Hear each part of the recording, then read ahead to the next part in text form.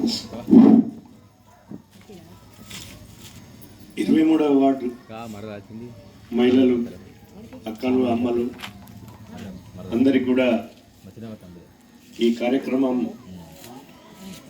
శ్రీమతి కొమ్మిరెడ్డి జ్యోతక్క గారి సంస్మరణ సభకు ఇచ్చేసినందుకు మీ అందరికీ మనస్ఫూర్తిగా ధన్యవాదాలు చెప్తున్నాం. ఎందుకంటే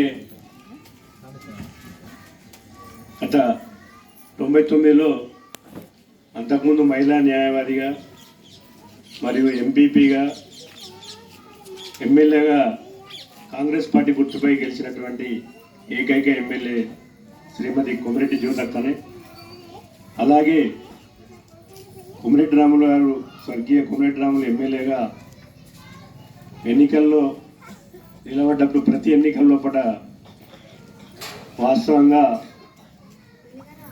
హనుమానులు, రామరాజయ్య, జడ్జిలింగం, బాల్క సురేష్ అనే నలుగురు మేము ఎటువైనా కానీ వారికి మమ్మల్ని తప్పకుండా వారి వెన్నంటే ఉండి కూడా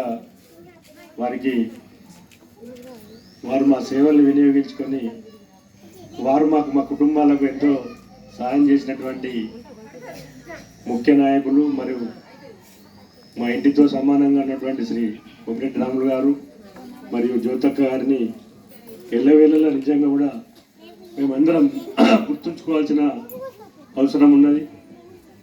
నేను 96లో వార్డు మెంబర్గా ఈ వార్డు నుంచి 2 సార్లు కూడా గెలవడం జరిగింది. ఆ గెలుపుకు కారణం కూడా శ్రీ కొమ్మిరెడ్డి రాములు గారు మరియు జ్యోతక్క గారు. తర్వాత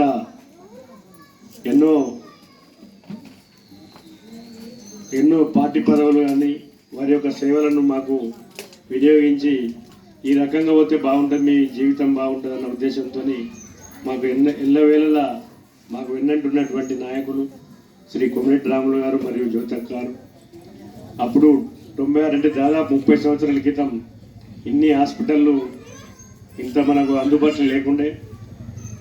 పోలీస్ స్టేషన్లే కానీ హాస్పిటల్లే కానీ హైదరాబాద్లో వారు ఇక్కడ నుంచి మనం బయలుదేరుతున్నామంటే హాస్పిటల్లో జాయిన్ అవ్వడం నుంచి వరకు కూడా వారు మాకు వెన్నంటి ఉండే. అప్పుడు ఇంత ఫోన్ల సౌకర్యం లేకుండే.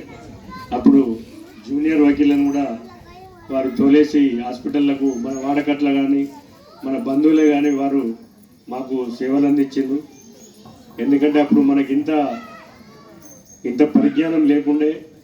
అక్కడికి వెళ్ళినట్టయితే ఆ హైదరాబాద్లో వారి యొక్క జూనియర్ వకీలను మన దగ్గరికి పంపించి మన యొక్క బాగోగులను చూసుకున్నటువంటి ఘనత శ్రీ కొమ్మిరెడ్డి రాములు గారికి దక్కుతుంది.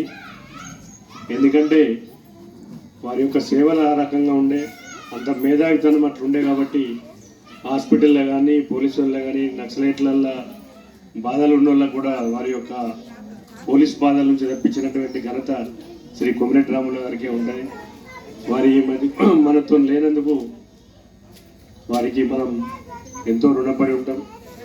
వారి యొక్క ఆత్మలు శాంతించాలని కోరుకుంటూ సెలవు తీసుకుంటాం.